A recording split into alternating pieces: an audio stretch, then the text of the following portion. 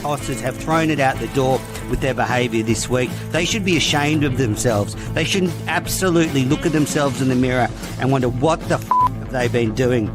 They're hissing at us and calling us cheats in the Lord's long room, and they have the gall to talk to us about the spirit of cricket. Absolute bullshit. There's a big appeal, it's hit him on the pad, he's out!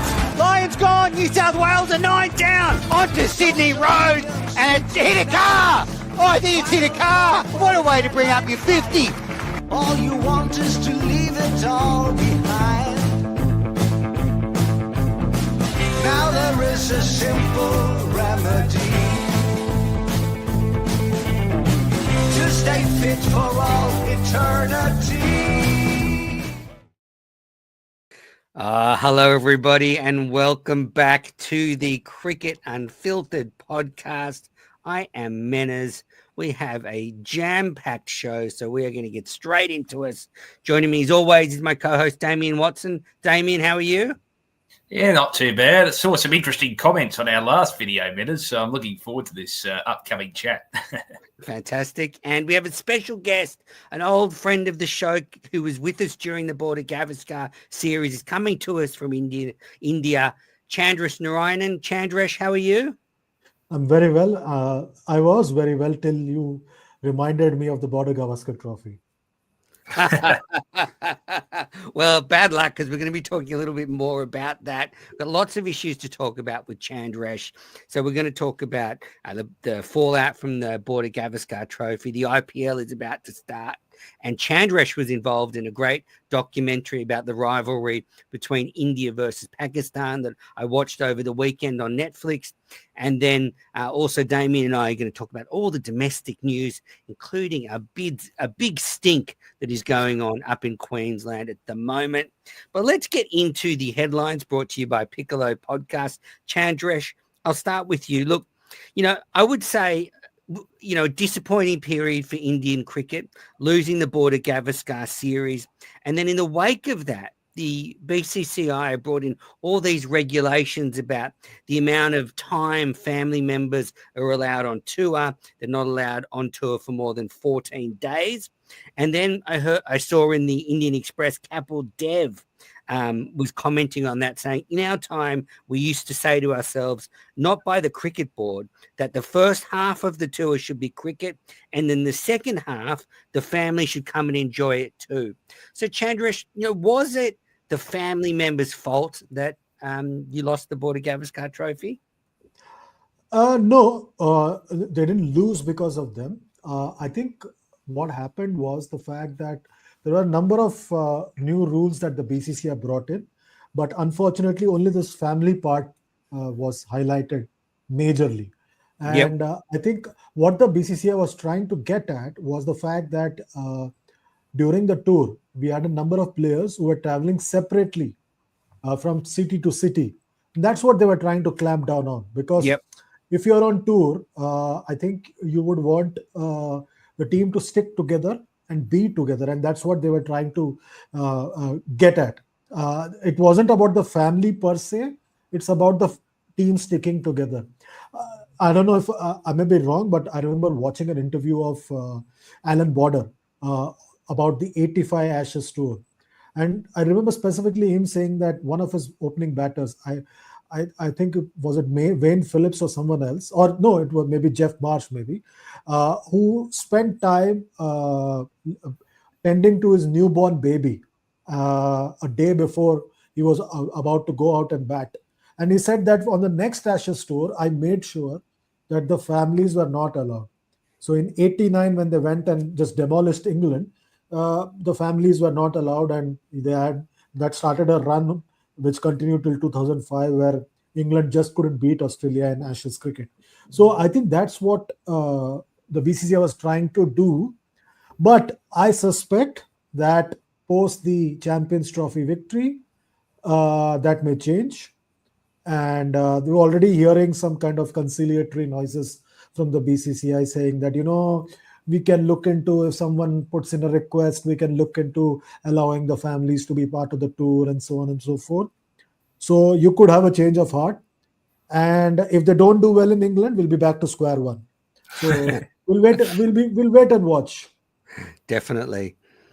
I know Damien is a big fan of families being on tour. We've had this argument before. I tend to sort of sit a little bit more with sort of Capel Dev and Alan Border. I think you actually do need to mold some kind of team spirit, and it doesn't work if everybody's traveling separately and just basically turning up to training and game day. It just sort of feels like a holiday then, and I can see how performances could suffer. And another question for you, Chandresh. Would you say it was a hollow victory in the Champions Trophy? All things considered. I was watching actually, a good friend of the show, Jared Kimber, on social media today. And he was saying, one of the problems with the fact that, things are laid out for India is that they're not getting the credit they deserve when they win because, Champions Trophy is laid out for them. T20 World Cup, they try and lay it out for them. 2023 World Cup, they pick a pitch that they think will be suitable to India in the final. It didn't work because Australia's too good in World Cups. But, so India's not quite getting the credit it deserves. But I sort of think, well, bad luck. I mean, it was a hollow victory in the Champions Trophy. You played in friendly conditions. You could pick the team you wanted. You still have to go and do it. But it's not that satisfying. If you ask an Indian cricket fan, they wouldn't mind winning the Champions Trophy after 12 years. India had not won an ODI ICC title since 2013 Champions Trophy. And after that particular victory, we had a number of close finishes. So 2014 T20 World Cup, 2015 they won everything in the league phase and then lost in the semi-final. 2016 again they lost in the semi-final in the T20 World Cup. 2017 they lost in the final of Champions Trophy. 2019 they lost in semi-final. So they've had a barren run, so to speak, over the years. So they would take everything that comes their way as part of the part of victory. Now, my point is that everything was decided well in advance. As in the schedule was decided not well in advance. In December 2024, we had the final agreement between the BCCI and the Pakistan Cricket Board and the ICC that India will play their matches in Dubai. Now, once that was decided, there's no point anyone protesting about it anymore because it was already cast in stone. It had the okay of BCCI, PCB, the ICC board, which has representatives from all the test playing nations. Plus, you have the associate reps also on that board who finally okay the schedule before it is released to the public at large. I think once that has happened, there's no point in anyone talking about it, about whether India had an advantage or didn't have an advantage. I go back to the root when the tournament was allotted to Pakistan in 2021. And I blame those guys who were sitting in the ICC board then, including the Indian and Pakistani representatives. How did you agree to a tournament being hosted in Pakistan? Did you know something at that time in 2021 about improvement in relations between India and Pakistan? And that's the reason you agreed to it? Or you thought, in any case, in most countries, the head of the board changes in 3 years. We won't be around when the Champions Trophy happens. Let's get this over and done with. Ladies and gentlemen, the agenda for the day is done. You move to the next topic. That's it. I suspect that's what has happened. They said, let's not worry too much about the nitty-gritties of whether India will tour Pakistan. Let's say we have allotted the tournament to Pakistan. Let's garner some applauses from everybody from around the world and move to the next one. That's what has happened. And that's why we were in a pickle when the tournament came along. Everybody knew since day one that India will not tour Pakistan. Yeah. But I think they just simply allotted the tournament. Yeah, I agree with you. And look, but I do think we're allowed to discuss the advantages India had. And I think in hindsight, it was weak leadership again from the ICC. For example, they should have probably allowed every other team apart from India to have one extra player in their squad because the conditions were different between Dubai and Pakistan. Each team going to Dubai would have wanted an extra spinner just for that game. So maybe they could have allowed some kind of added an extra play. But the other thing is as well, it felt from the outside that India was celebrating like they won the World Cup. You had Sunny dancing on the outfield. It wasn't a World Cup, was it? It wasn't. It wasn't. To your first point about allowing an additional player, I think the time has come for ICC, especially for their ODI tournaments, to maybe increase the squad to 17. I'll give you an example. The 2023 ODI World Cup, Travis Head was injured and he joined the squad late. Similarly, India also had Hardik Pandya leaving the squad midway. I think for a one-day World Cup or a one-day Champions Trophy, you need to allow teams to have more than 15 players. You need to have it at least 17. In my view, I could be wrong, because that allows sides to be flexible. Because I can understand for a T20 World Cup, but for a ODI tournament, because it's a longer tournament, you will want to have more options in your lineup. And this tournament was a perfect test case scenario for that kind of a thing. And I think, and I'll tell you why India celebrated. India celebrated because India won an ICC ODI title after 12 years. Okay. And that's the reason that they celebrated. And I think anyone would have celebrated. I think maybe Sunny celebrating on the field, Gavaskar celebrating on the field, maybe a bit much. But I can understand where he came from, because India had not won anything for 12 years in one-day cricket at the ICC level. So that's why he wanted to probably celebrate. And he might turn around and say, I have every right to do that. Of course he does. So, Chandresh, this weekend the IPL is starting. And I had a look. It goes from March 23rd to May 26th. It is a 74-game season. I know it's getting bigger and bigger and bigger. I think they're aiming for a 90-game season eventually. But that is just so long. Like, it's over 2 months of the IPL. It almost feels like overkill to me. You'll understand that in about a couple of years' time, you could end up having 94 games, and you may end up having at least 3 months of the IPL after that. Now it's just 2 months. It's just crammed in right now. I think in probably a couple of years, it will turn to be a 3-month IPL. And in time, you could well have a situation where the IPL is a 6-month event, much like English Premier League, where you're playing only on the weekends.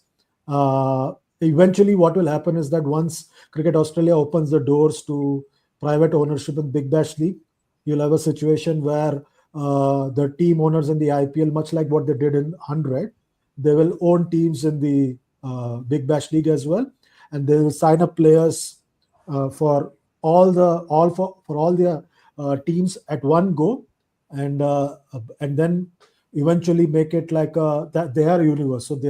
So they are part of the Mumbai Indians universe or the Chennai Super Kings universe, so on and so forth. That's what's going to happen. Trent Bolt's kind of doing that now, isn't he? Yes. Mumbai. Yes.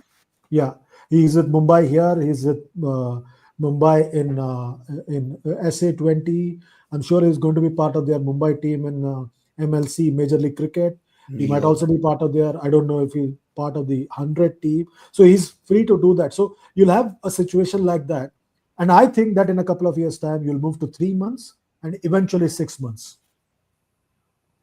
Chandresh, obviously the cultural differences are certainly there between Australia and India in regards to where cricket stands on the pedestal. I think in Australia, it obviously occupies the mainstream audience for a fair chunk of the summer. It's probably the number one sport during our summer.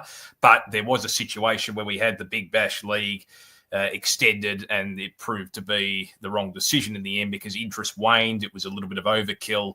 There was obviously other extenuating circumstances as to the availability of players, which you don't necessarily have as a problem in the IPL. And the IPL is a better standard. We all know that. And we know in India that cricket really is the number one sport right throughout the year.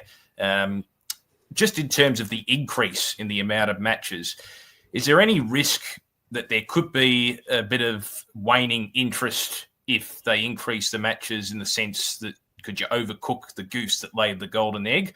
Or is the IPL does that hold that much of a stronghold in India in terms of attention? Is it the number one competition of any sport right throughout the country? And it won't be as much of an issue because it's not as jam-packed in regards to competition from other sports.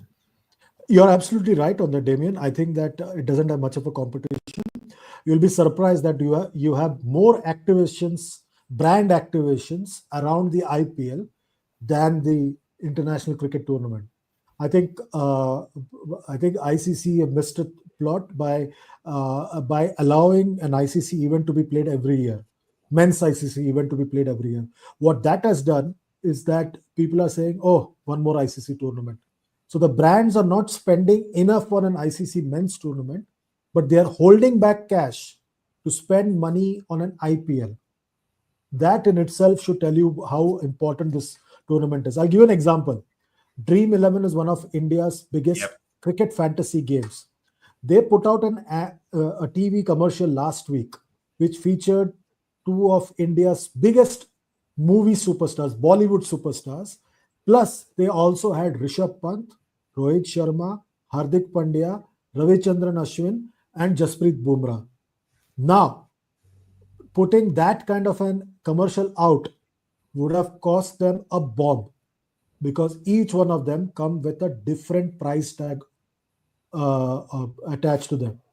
So you can imagine the amount they have spent on that commercial, and it was released only last week to tie in with the start of the Indian Premier League. The biggest logic, and that's the primary reason why IPL has succeeded, is the fact that every day, technically, India plays India and India wins. So that's the logic that Lalit Modi worked on, and it touched everybody's heart. I So like that. technically, every day Everyone you have wins. India wins because you have 7 Indians on one side, 7 on the other side. Yeah. Now, with the introduction of the eighth possible player in the form of a impact player, at any given time, you have at least 8 Indians on either side playing a part in either their team's victory or defeat. So that's the logic that has stuck on, and it's worked wonderfully. It's the 18th year now. Absolutely. So yeah, 18th IPL season, MS Dhoni suiting up for season number 18. I guess that really what underlines just how successful the IPL is that on a per game basis, it is the second most valuable competition in the world. You have the NFL number one, you have the IPL number two, and I think you have the EPL, the English Premier League, number three. So it just really underlines how valuable it is. For an Australian perspective, a lot of Aussies going over there. Bartlett's going over. Pat Cummins has recovered in time for the IPL miracle. Tim David's going over. Nathan Ellis is going over. Jake Fraser McGurk is going back to the Delhi Capitals. Aaron Hardy's playing for the Kings. Josh Hazelwood is earning a lazy $2.29 million, and he's fully fit now, as you can imagine, with that sort of paycheck on offer. Travis Head's heading back to the Sunrisers. Josh Inglis, Spencer Johnson. Mitchell Marsh is playing, but he can't bowl, so he hasn't recovered, so he's just playing as a batter. You've got Glenn Maxwell going back to the Kings. Mitchell Stark playing for the Capitals this year. Interesting turf from the Kolkata Knight Riders after helping them win the title. And one of his teammates, actually Spencer Johnson, a like-for-like replacement in the Australian team, has also replaced Stark at KKR. Marcus Stoinis playing for the Kings, and finally Adam Zampa playing for the Sunrisers. So also Matthew Wade will be an assistant coach for the Gujarat Titans. He's played for them for the last 3 years. So you just can't keep a good player down with Matt Wade. Chandresh, from your point of view, any sort of things to look out for this IPL, anything sort of, coming across your way that interests you? I am particularly looking forward to seeing if he actually makes his debut, the 13-year-old Vaibhav Suryavanshi. 13? Yes. He's part of the Rajasthan Royals. He's 13 years and some days. Jesus. Vaibhav Suryavanshi. So you have Mahendra Singh Dhoni, who's pushing 44, and then you have Vaibhav Suryavanshi, who's 13. It's kind of crazy that you have this situation. So that's the player that I'm looking forward to. I'm looking forward to seeing a few Indian fast bowlers as well. There's a guy called Ashok Sharma, who's part of the Rajasthan Royals. He bowls upwards of 145. And usually in the IPL, you sort of see guys going full tilt with their pace. So that will be good to see as well. And apart from that, I'm looking forward to seeing all the Aussie names that you took because all of them suddenly are fit. So that's the thing. IPL is the best cure in the world for any cricketer right now. Even Indian cricketers who suddenly, what happens is that you have the auction every year around November, December, and that's the time for peak Ranji Trophy season. Suddenly, around the auction time, once they know that the auction is happening, the scouts have seen them, they suddenly develop some problem with their groin, with their hamstring, with their shoulder, and everything, and sort of find ways to not play. And they manage to get certificates from doctors and everything saying that I'm not fit, a I have a crook leg or crook neck or something of that sort. Yeah, And Damien and I are going to talk about it later, but we had a similar thing here with the F1 Grand Prix in Melbourne. It seemed to just make some of our Test cricketers all of a sudden injured for the weekend. It was very peculiar, very odd timing. So and what happens is suddenly come February, these guys get fit and suddenly turn up for the IPL. And March 22nd, so they're there for the pre-season camp 20 days in advance. But if their state association was to tell them that, you need to be here for the pre-season camp, we'll play some warm-up games, they have some of the other excuse already mapped out. I always joke that this is something that I get into trouble also for in India, and let's keep it between us. I always joke in India that Indian cricketers don't get married between the months of March to June. They get married from July to December, January. They don't. They don't. The kids usually now what is happening is that Indian cricketers have kids in the months of December, January only. So you have a lot of Capricorn babies coming up in Indian cricket right now. Because they can't afford to miss the IPL. They can't, and they don't even let their families go on adventure trips during the IPL, saying that between March and June, you make sure that you're stationed at home or you're coming to watch me play.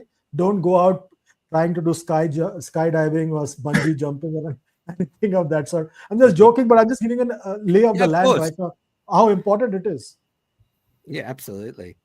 So the IPL kicks off this weekend. Cannot wait. All right, we're going to take our first break for those listening on the podcast. Then we will be back to talk about the new Saudi league that has been proposed and also the Netflix documentary Chandresh was working on. Welcome back. You are listening to the Cricket Unfiltered podcast. I am Manners.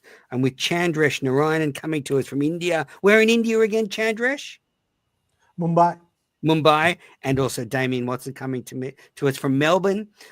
So it was interesting. We were talking before the break about, clubs contracting players all year.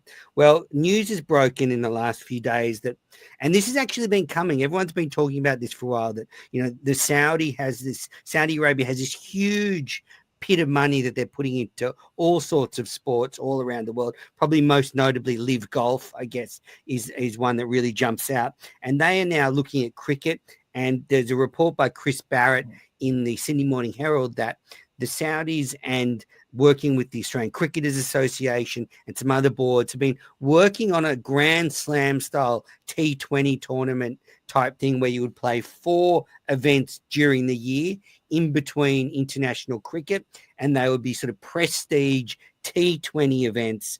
And a bit like LIV Golf, you'd sort of move around the world and play in 4 different venues. And news is broken overnight that the England Cricket Board are opposed to it. Look, my reading of this is an attempt by power brokers around cricket to break India's monopoly on cricket in the fact that India want to buy up all the T20 clubs around the world. And this is bringing Saudi money into it to try and break their monopoly on that. And, also, I think it's also an attempt by player agents, associations, and big power brokers to allow the best players to have their cake and eat it too. So when I mean that is, for someone like Pat Cummins, he can play international cricket and captain Australia, but then he has these 4 prestige T20 tournaments where he's playing a year and he's probably getting money comparable to what he would get paid playing in the IPL. And I see this sort of unlike the BBL as like a premium type event where they want to get the best players in the world playing in this. So I guess, Chandresh, how do you read the situation? Do you think I'm sort of on the right track about the motives for this? You're right, but I don't see this taking off, because already you've had the England and Wales Cricket Board coming out and saying that they are not interested in this. And believe it or not, no cricket property can take off if there's no Indian money involved, in my view. I could be wrong, because the agree. biggest money in broadcast comes from India. If no Indian broadcaster is putting in the money, I don't think the Saudis would be putting in $500 million just for non-Indian cricketers or non-Indian audience. That won't happen. So if there's no buy-in from the Indian board, Indian players are not playing this league. Uh, if it doesn't become like the new version of the Champions League T20, I don't see this taking off unless they have an ace up their sleeve. Yep. Interesting. What do you think of it, Damien? Yeah, I tend to agree with Chandresh in regards to whether it would realistically take off. I think, the end of the day, you look at the population of both India and Pakistan, that's where the money comes from, the TV rights there, in terms of getting success. We've seen, I suppose, some of those T10 competitions, Menas in Dubai. I just wonder whether, the other thing that India has in terms of advantage is genuine media interest and genuine fan interest as well. I think people buy into the teams from an emotional level. I'm not sure if you get that. I mean, you can throw as much money as you like, but do we have that level of history and that level of passion in Saudi Arabia? I'm not sure. So probably not. And I think that has to be factored in as well. Yeah, I also sort of agree with what Chandresh is saying, that if the BCCI in particular don't support it and don't allow their players to be available for it, that makes the viability of that competition very difficult. But I also want to caution, I imagine, a few years ago, there have been three blokes like us sitting on some golf podcast somewhere going, oh, this live golf will never take off. There's no room for it. So go on, Damien. I was just going to say, with LIV, you could make the argument it hasn't necessarily taken off globally either, Ben, as much as they've gained a lot of the best players. It's worked in Australia, but that's because in Australia we don't get access to any of the top players at all, because none of them want to come down here unless it's for the President's Cup. That's why it's worked here, but I could argue it hasn't really worked either ratings-wise or interest-wise anywhere else. And the American market is so valuable with golf, similar to what India has with cricket, because they have the tradition, they have the money, and they have some of the best players as well.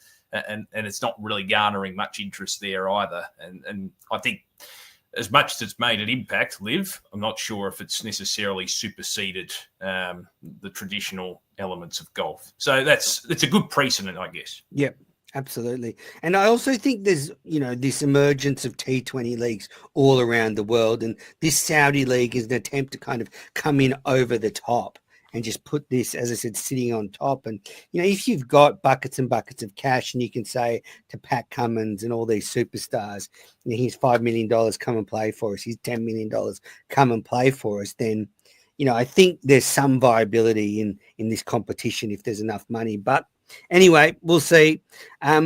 All right, next bit of news. Well, it's not really news. One of the reasons I got Chandresh to join us on this episode is because, on the weekend, I watched a fantastic new documentary about the India v Pakistan rivalry on Netflix. And I saw at the end chief researcher Chandresh Narayanan. So, Chandresh, you must have had a lot of fun researching for this India v Pakistan documentary. And I guess for context, those who haven't seen it, it's really about the 1999 series, Pakistan in India, and then in 2004 when India toured Pakistan. But yeah, what was it like researching that, and what did you learn? It was interesting because a lot of it was right here. And I had to just put it down. Now, the problem, I think my training as a journalist is that I think at some level, journalists take themselves too seriously. And we behave as if we know a lot, but we don't. And I learned that was the biggest lesson for me from this documentary, is that not everything you know needs to be part of a documentary or a film. That's a call that the director or the writer of the show or the movie takes liberty with. And they know better than you what works and what doesn't work. What may be like a big expose for you as a journalist is but a footnote for the others who are not involved in the process. And I think that's what I find is very interesting when when I was involved in the process. And it was a long process trying to put together the whole thing. The toughest part was trying to get footage because a lot of places the ownership has changed. The Right. example you spoke about the 2004 series, India's tour of Pakistan. That tournament that series was live on 10 Sports, which as an entity doesn't exist any longer, but they have a presence in Pakistan even now. So the rights have gone back to the Pakistan Cricket Board. And also there are a number of other series that we wanted access to, like the two deliveries that Shoaib Akhtar bowled as part of the Asian Test Championship. Now, Asian Cricket Council has seen various iterations over the years. Now, they used to be based in Kuala Lumpur, then Colombo, now Dubai. And the staff which existed in 99 no longer are part of the Asian Cricket Council. So no one knew where the footage was for that. So trying to source all that kind of footage was also a challenge. I thought And I think Shoaib Akhtar was very good in the documentary. Oh, he's a star. He's a star. He has a presence about Yeah. himself, and I think there's something about him. There's something magnetic about him. And when he was on the field, you realize that he was the one to watch out for. And in the documentary as well, he stood out. And I think he's terrific. He's terrific that way. It's a great documentary, 3 episodes. Sorry, Damien, you go.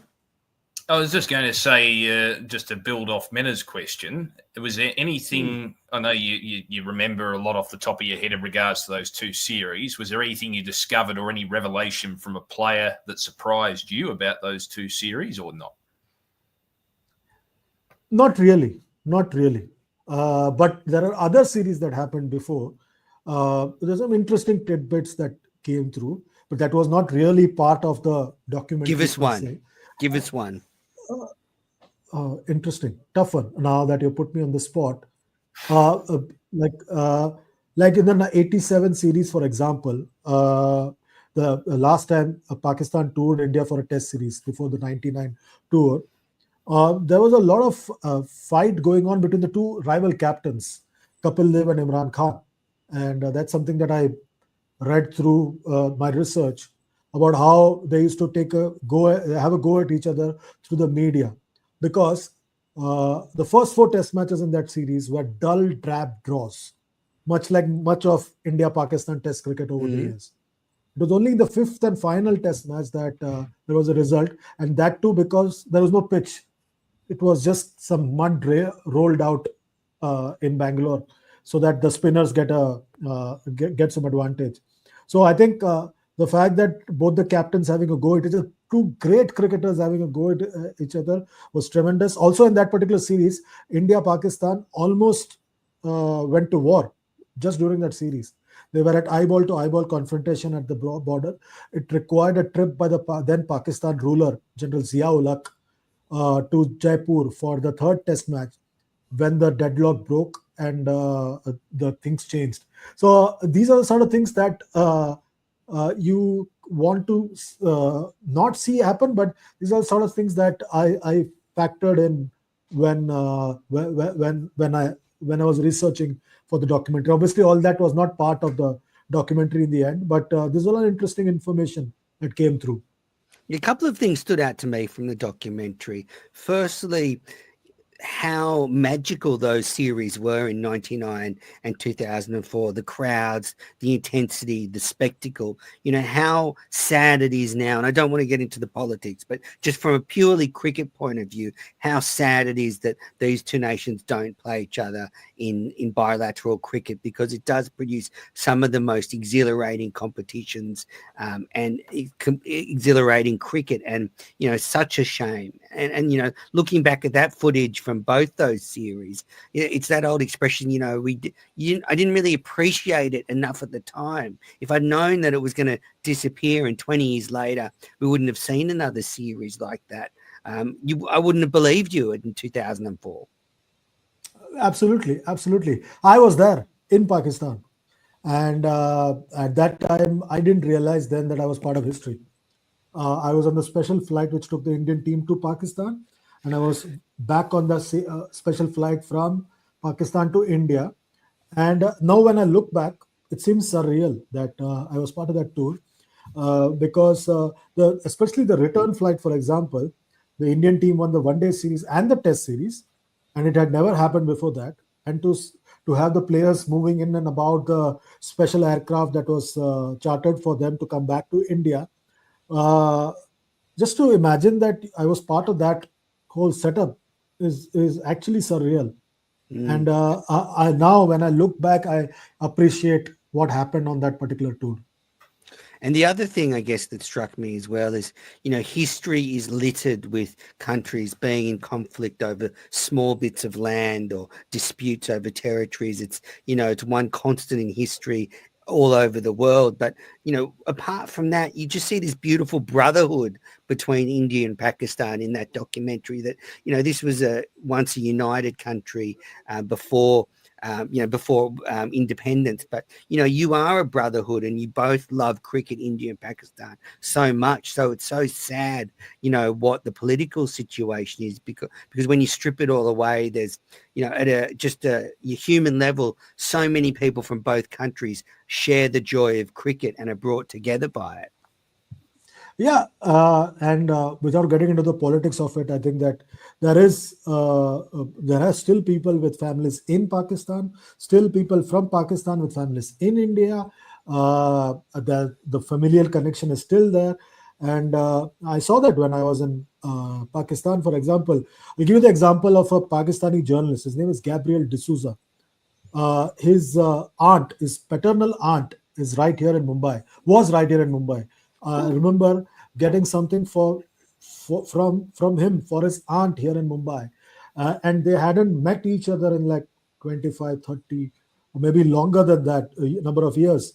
And when I went to meet his aunt here in Mumbai, she broke down, and because they hadn't seen each other and they just got separated.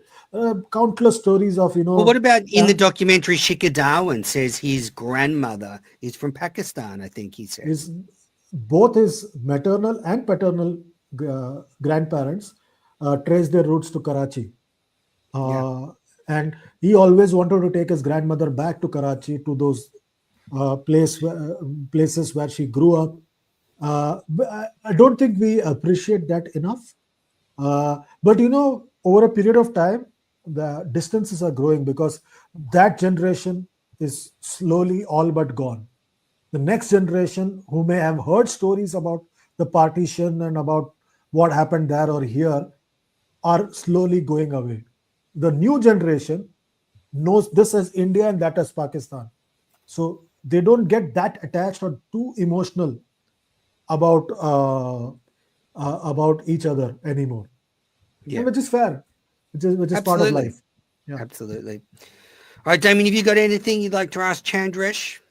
Chandresh, there's been a few, I guess, elements of discussion ever since that great match between India and Pakistan in 2022 during the World Cup, the T20 World Cup. Here we go. Melbourne-centric question coming. Here we go. Here we go. Yeah, town pride. But they got well over 90,000 there. It was a great atmosphere. One of the great finishes of all time, made possible by the public menace. Would you ever be supportive of an India v Pakistan test match to be played in Australia at the MCG because of the crowd interest, because there's a very high population of both Indian and Pakistan people who've migrated to Australia? Do you think that could work? Because it has been floated and discussed over the last couple of years. It will never happen, Damien.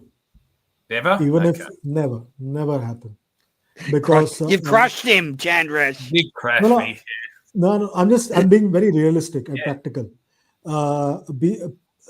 Before the current impasse, Pakistan was playing all their cricket in UAE, and they tried to get India to travel to Dubai and UAE to play a series, much like they got Australia, England, the other teams to play there. India just refused. They have now flatly refused to play bilateral cricket at what they say are neutral venues or offshore venues. And that having said, it's very interesting. They played their Champions Trophy matches at an offshore venue, that is Dubai. So, so that's what it is. Unfortunately, or fortunately, that's where we are right now with regards to this. I don't see that ever happening. It would have happened, say, in the 90s, but it will never happen now. If the leadership were to change, would it be reinvigorated again? If the person in charge of the BCCI might have a different opinion if the leadership changes? India-Pakistan cricket is linked to the policy of the government of the day. So if the government of the day is not keen on both sides playing, that will never happen. Yeah. Okay. If the government of the day has a view that yes, both countries should start playing cricket again, it would definitely happen. Because ultimately, the government okay for any Indo-Pak cricket is required. Yeah. Even in 2004, for example, you must have seen that in the documentary manners. I was told in January that I'm going for that tour, which was going to start on March 17th. But till about 15 days before the tour was to start, I was not sure whether the series will actually happen or whether I'll go. Because first there was flip-flop happening at the government level. Finally, when we got the okay, the players were supposed to go, but there was still no guarantee that I would get a visa on time for me to be in time for that particular series. So there were lots of such issues, hoops that we had to jump before we finally had the series starting on March 17, 2004. So I guess never say never with regards to bilateral cricket, but bilateral cricket will happen in each other's country, but not at a neutral venue. Okay. All right. Well, I guess my overriding, the feeling that it's left me is that I'd love to see bilateral cricket resume between India and Pakistan one day, because it is so joyous when the two teams play each other. Chandresh, thanks so much for joining us on the podcast this evening. It's been great to catch up with you. Where can the listeners find you on social media? I'm on Instagram at Chandresh Narayanan. It's quite easy. You can look up my name and you'll find me there. I'm on X at Chand2579, though I don't tweet as much as I used to. And I'm on YouTube, Cricket Chronicles with Chandresh. You can like, share, and subscribe me, much like you are watching me on Cricket Unfiltered. Please go to YouTube and find me there. It's a great show. I've been on it with Chandresh before. Chandresh, thanks so much for joining us. Listeners, we're going to take a quick break and then we'll be back to talk about all the domestic news.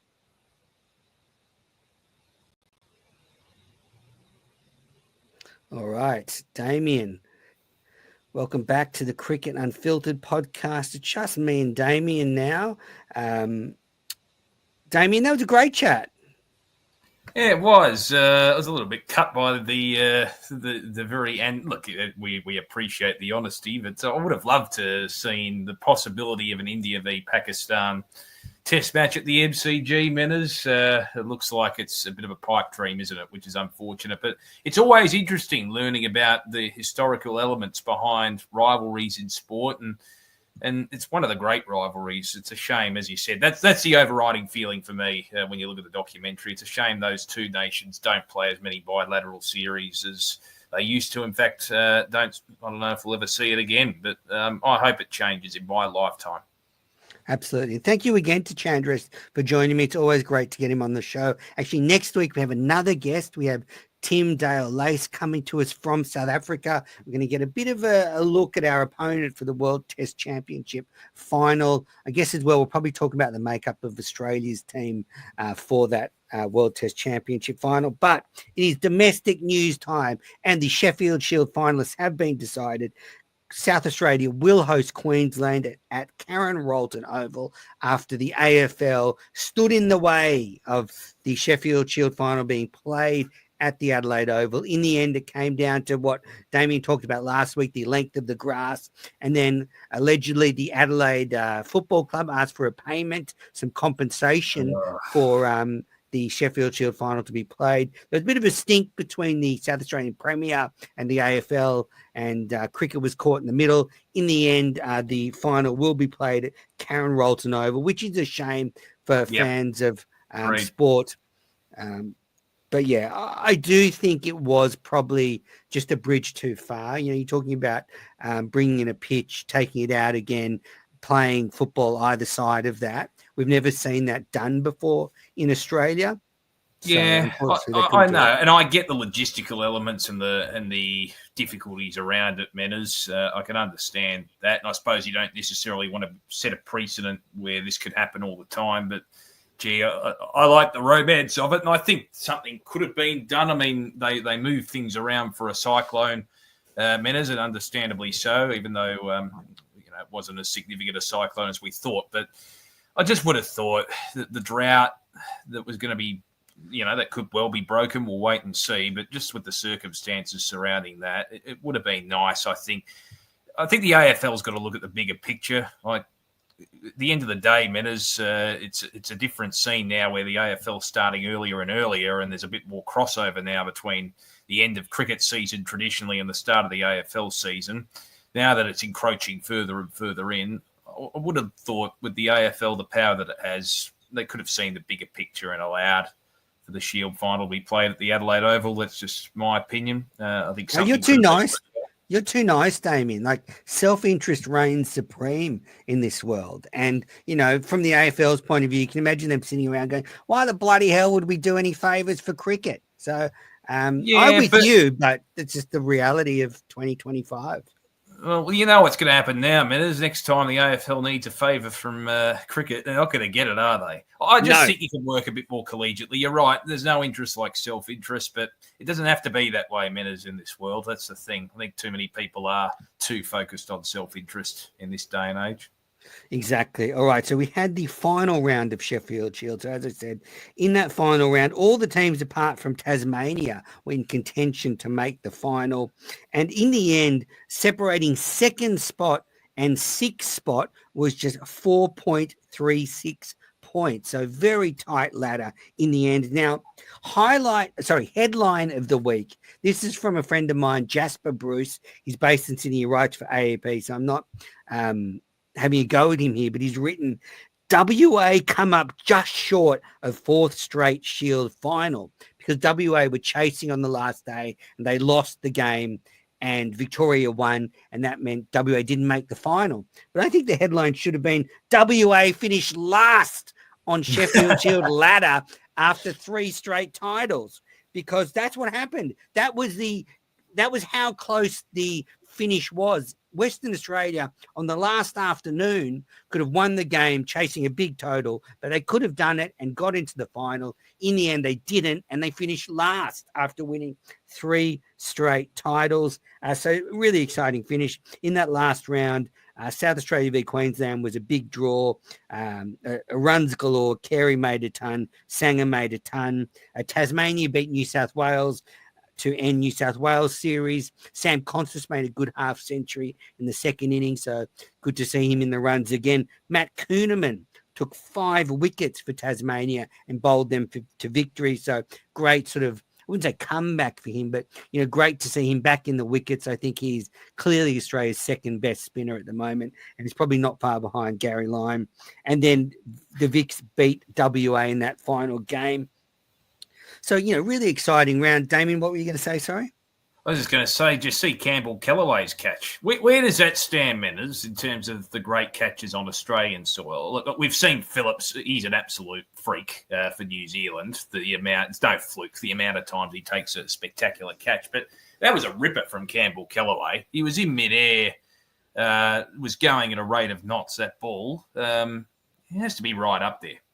Yeah, it is a great catch. Unfortunately, the camel work didn't match the quality of the catch. So the commentators said that Kellaway ran in, so he misjudged it, and that's why he was caught and had to dive back. It was a great catch, but for me, the catches where you misjudge it and then have to adjust and take it aren't as good as the ones that, run a mile and dive and take it. So Yeah, great catch. But I think that what really stood out to me on that last day was, the beautiful story of the way Peter Siddle's career ended. He took the last wicket in the victory for Victoria. He's 40 years old. In his final game of first-class cricket, his figures were 7 for 78. So that's a bit like James Anderson or Tom Brady or any of these 40-plus athletes. He's at the top of his game. He finishes with 792 first-class wickets at 26.2. 221 of those wickets were at test level. He played 67 tests for Australia, an average of 31, and just an incredible transformation at the back end of his career. He was this raw, fiery fast bowler when he played for Australia. To give you an idea of how long he's been around, I mean, he was one of Ricky Ponting's right-hand men for a long time. When Ponting needed something, he would throw it to Siddle. Well, Ponting's been retired for a long time and Siddle's still playing. But Siddle's been out of international cricket, I think since 2019 was probably late last 2019. time. He announced his retirement during the box. I still remember this because myself and Bryce McGade chatted to him the day before, and he didn't let out the secret, but he announced it during the Boxing Day Test 2019. Yep. Yeah, but he just transformed himself from this firebrand to this canny, medium fast bowler that excelled in T20 cricket. He still takes wickets for fun over at county level. So, just a fitting way for him to end. He's been on this show a few times. I've spoken to him a few times off air. He's really a lovely guy. He's one of those classic fast bowlers who's absolute nutcase when you get him out on the field and put a ball in his hand, but away from the field, lovely, sweet man. So congratulations on a wonderful career. And you don't often get the fairy tale finish in sport, but, Siddle got one. Absolutely. And you mentioned his regeneration, Menners. He changed his attitude to cricket as well and just his personal habits too. I've spoken to a couple of Victorian cricketers who played with him in his early days. And as you said, he was a bit of a firebrand, didn't necessarily take the best care of himself either, it must be said. But gee, I think in those early days, if you'd asked a lot of his teammates whether he'd still be playing first-class cricket and at a very good level at the age of 40, they probably would have laughed. So it's amazing to see the transformation of Siddle. Very, very disciplined. The way he keeps his body in check is fantastic. We know about his banana diet, of course, Menners. So, yeah, quite remarkable the way he's turned himself, not necessarily turned himself around. It's not like he was a failure or anything in the early days, but the way in which he changed his habits to maintain some level of longevity is quite admirable. Just a bloke from Gippsland, Menners, and he got the best out of himself. Yeah, tremendous career. Well done, Sids. So South Australia hosting Queensland. That starts next week. But the question is, will Usman Khawaja play for Queensland? Now, this is the story I've been desperate to talk about all show. And this is basically coming from a story from friend of the show, Robert Craddock. Basically, the Queensland... So we talked about it last week that, it was very convenient that Khawaja had a slight injury, ahead of the Formula One that clashed with the Shield match. And 100% Nathan Lyon was with Usman Khawaja at the F1. So I'll make this really clear before we get into the nuts and bolts of this story. I think it's very disappointing when test-only players don't play Sheffield Shield cricket. So I think Lyon should have played in Tasmania, and I think Khawaja should have played in South Australia. Totally different if you're Travis Head, Steve Smith, one of these players that plays in all formats, because then you went Sri Lanka to the Champions Trophy, you come back, you need a break. That's a different matter too. Lyon and Khawaja, who literally play 10 or 12 test matches a year, and that's all they do for Australia, nothing else. They're not playing T20 cricket. They're not playing 50-over cricket. Literally just 10 or 12 test matches a year. So you do the maths, that's, 50, 60 days of cricket. So there's a lot of other days free there. So I think you should be playing Sheffield Shield cricket. So the Queensland cricket head of elite cricket, Joe Dawes, has claimed he was disappointed Khawaja did not play in the final game and said the Bulls medical staff had no knowledge of his hamstring injury. And this is what we've spoken about in the podcast. The top players, they just say they've got a little niggle and they use that as an excuse to miss a game. But then obviously something happened within Queensland cricket because Khawaja is such a senior figure, and Joe Dawes has come out publicly, basically accused him of lying and taking the game off. Then Queensland released a statement a couple of hours later saying that actually Khawaja had reported a mild hamstring complaint before the last match, and the Queensland medical staff did not consider the injury severe enough to miss a game, nor did they report it, I think, to Joe Dawes. So in Khawaja's eyes, the niggle left him 70% fit to play against South Australia in this final round. But Khawaja concedes, weirdly, he had already arranged with Queensland Cricket to have the game off to go to the F1. Right. So, Damien, what do you make of this? I make of it that someone's not necessarily telling the 100% truth. I don't know which party it is, but there's a lot of inconsistencies there. It's interesting. Wasn't it funny too when Martin Brundle, who does the interviews for the F1 coverage, he walked straight past him as well, and he's just turning around with the camera there, and he's got the Queensland coloured jacket on. Did you notice that? Absolutely. Just a bit of a retro Queen. It's the irony of all that is hilarious, isn't it? I don't know. It's a bit of a shame, as you said. He plays a limited amount of cricket compared to his contemporaries who play all three formats on a regular basis. I would imagine if I was a player who's desperate to try and get the best out of themselves as a teammate of his, I don't think that would sit well with all of them. I know he clearly gets along with them all and his mates, etc. But wouldn't there be just that? I can't speak for them, obviously. I'm just speculating. But if I were in that situation, Metters, and I saw a senior figure within my team taking when there's something on the line as well. It's not like it was a dead rubber. Exactly. And you're taking a bit of a vacation to the Formula One Grand Prix during that time. I'd be a little bit annoyed. I'd be like, well, absolutely. I'm working my backside off to try and play in this team. I don't get the favours that others do. I'm working my backside off to try and maintain my spot. And here's a bloke who thinks it's okay when something's on the line for his team to go and enjoy a bit of not a junket, but let's call it what it is. It was time off to watch another sporting event. I'd be annoyed. Absolutely. And I'm very disappointed in Nathan Lyon, friend of the show. He's someone I would have expected played in that final round, considering had New South Wales won, they were a good chance of playing in the Sheffield. That's not good optically. No, but the other thing is you're a long time retired. Khawaja is going to retire from cricket probably next year. He can go to the next 10 F1s. He can miss this one for his career. How many everyday blokes miss things they'd love to go to because they're their job? You know, and Nathan, I would have loved to have gone to the F1 as well, but I had commitments which I like to do, but I had commitments as well, and I can't go to it. And the perspective where Joe Dawes is coming from, and look, both Damien and I have done a lot of Sheffield Shield commentary. We've spoken to a lot of these players. This means Sheffield Shield cricket means a bloody lot to them. I mean, it is the second highest level of cricket in this country. If you've made it to Sheffield Shield level, you're a bloody good player and it means a lot to you. And winning for your state means something. That is something you are going to have with you for the rest of your life. If you've never played Test cricket, winning a Sheffield Shield is something that you will never forget. So I can see where Dawes is coming from. He's one of the salt of the earth players, and he sees Khawaja, jetting off to go to the F1 with a mild hamstring complaint, which, all of a sudden is going to be better for the final because there's a title on the line. It's very strange.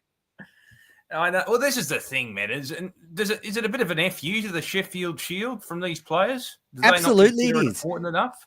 Absolutely, and the thing is, though. So what happens now for the final? Because surely this is going to be a little bit divisive in the dressing room. Yes. You've got Dawes having a go at Khawaja. Will Khawaja just go, you know what? I don't want to play for Queensland anymore. And then you've got next summer. He's got one summer left. Maybe he just flies down to New South Wales and plays a couple of Shield games ahead of, if he still plays for Australia.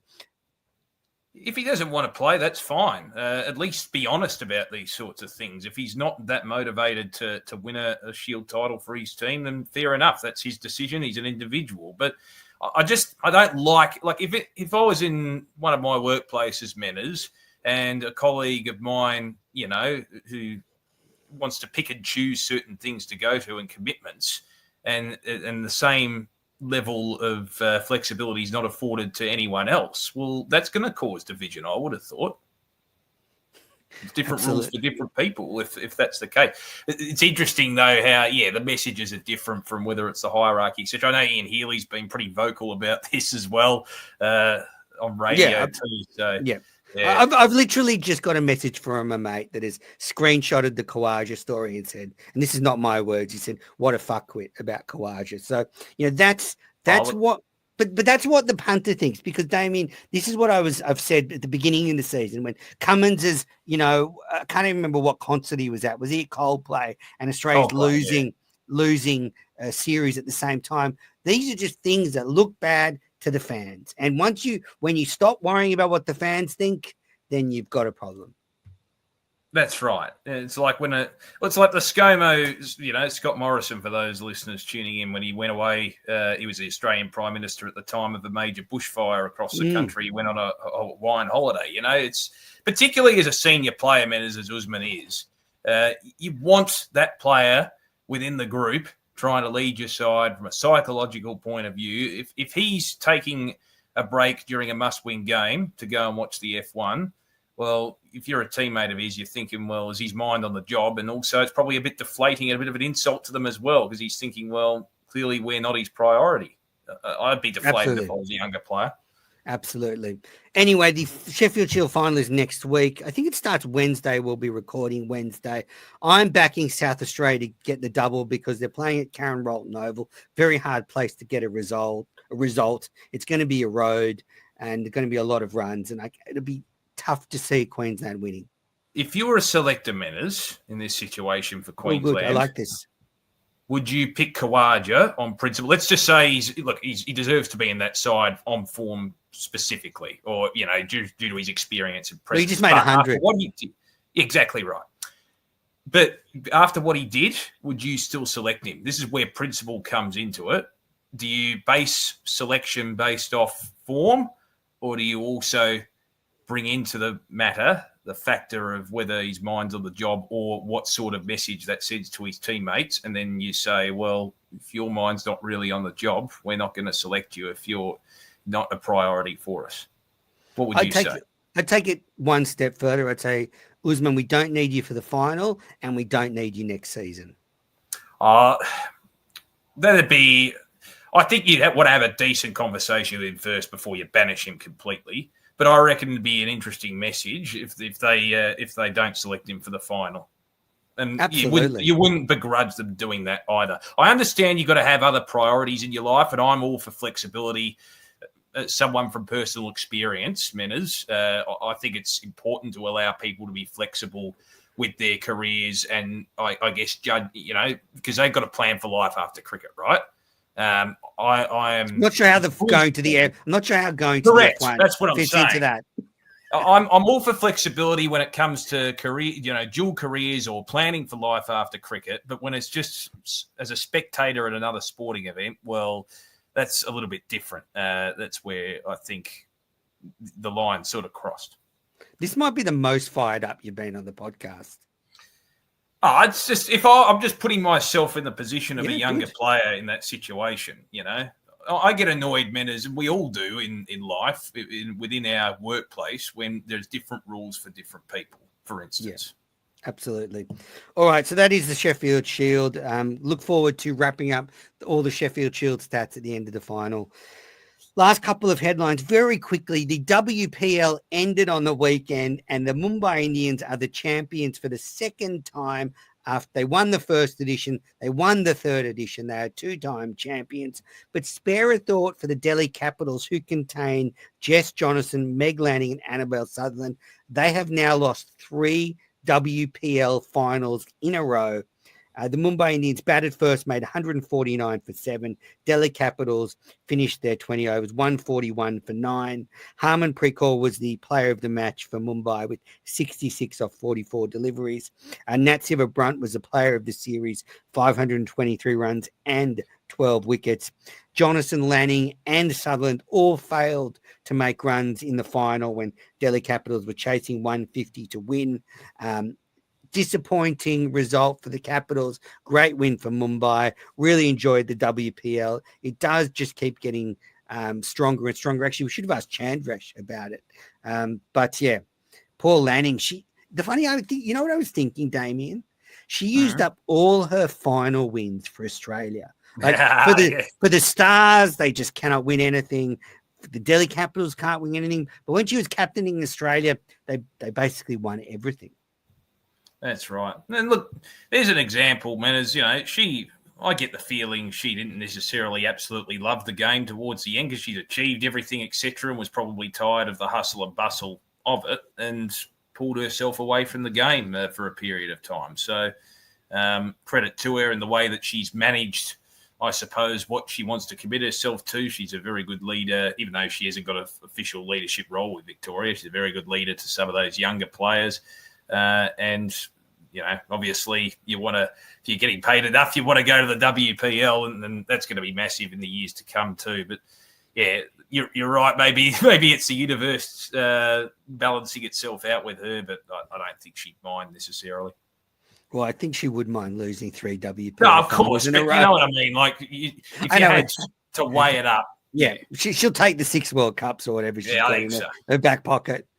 Our final bit of news, not even really news, but just when you thought the cricket season was coming to an end, I myself, you know, the final round of the Sheffield Shield, everything else has come over. I was just looking, you know, longingly at my TV guide, and then it jumped up to me that the Aussie women's team are playing 3 T20s against the Kiwis, one this Friday, one this Sunday, one next Wednesday. So they're a beautiful time. I think they're around lunchtime, Australian time. So just if you were starting to miss cricket as the football codes try and come in and take over, watch the Aussies taking on the world champion Kiwis next week, starting Friday, sorry. All right, let's get to Can't Let It Go, that little bit of cricket news you just can't let go of. Damien, what have you got for me?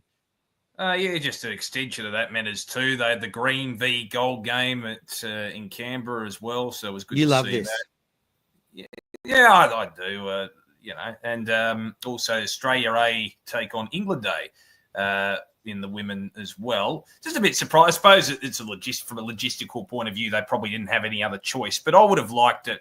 I suppose it's hard to fit in because you've got the WBBL and things like that, the WNCL to fit in, but it would have been nice to have that maybe in the lead up to the Ashes if they could. It just seems like a bit of an anticlimax. I understand it's a good level of cricket to play, etc., but it'll just get lost in the wash playing it at this time, if we're being honest.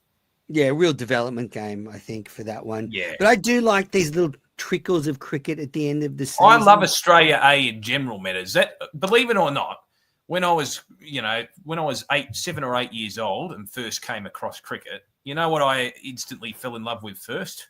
Australia it was the ING Cup, and it was watching Australia A on Channel 9, right? It's for the nuffies out there, I love Australia A in general. Love any Australia A game. I'll watch it. Well, I was lucky enough to watch Australia A play live against Australia in the World Series finals back in the mid-90s. All right, my Can't Let It Go is we have got one back. Elise Perry has left Victoria and she's come back to New South Wales. She has seen the light. She has thought, what the hell am I doing down here?